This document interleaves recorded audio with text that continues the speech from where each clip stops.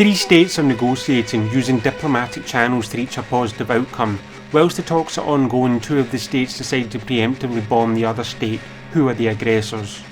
The two states have concerns regarding this other state's alleged development of nuclear weapons. This other state denies this accusation, which has been levelled against it without proof for several decades. Nevertheless, this state complies with the demands of the two states, who opt to ignore this, favouring a destructive bombing campaign because... Should genocidal states have nuclear weapons? It's only a matter of time before the United States and China lock horns. Which of the two will likely be the aggressor? To help answer this, could you consider the last time China murdered, or were complicit in the murdering of, a head of state of another country, or where China orchestrated the kidnapping of the head of state of another country? Would you agree that murdering or kidnapping a head of state should be illegal under international law, so any state committing either of these crimes would be breaking the law? The United States operates 750 military bases across at least 80 countries. It spends more on its military than the next 10 countries combined. Does this help them to maintain peace? Iran has the fourth largest proven oil reserves in the world. Venezuela has the largest. Prior to the recent actions undertaken by the United States, Venezuela and Iran sold the vast majority of their crude oil to China. What would this information lead you to conclude?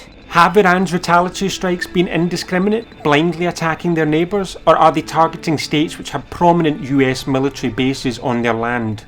Do you think that Iran would be right to hold any grievance towards the UK, especially considering we invaded their territory in 1809 and 1856 to protect the East India Trading Company, and again in the First World War to ensure we had full access and control of their oil, and yet again in 1941 enabling a changeover of Shahs, and in all four cases causing death and destruction?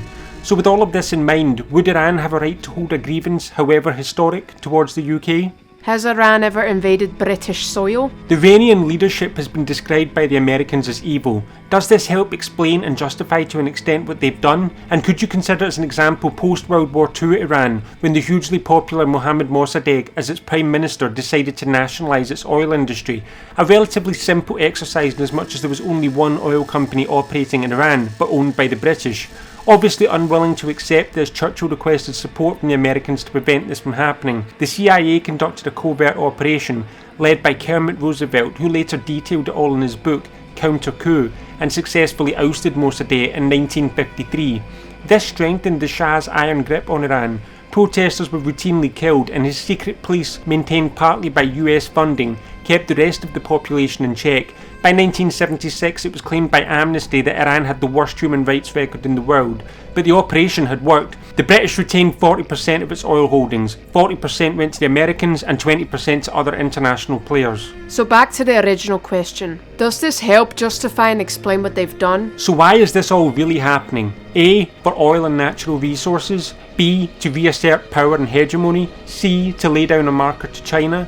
D. To distract from sexual crimes, corruption and other wrongdoings of political leaders. E. To combat existential crisis with further genocide. F. To bring Christ back and save Christianity. Or G. A combination of all of the above.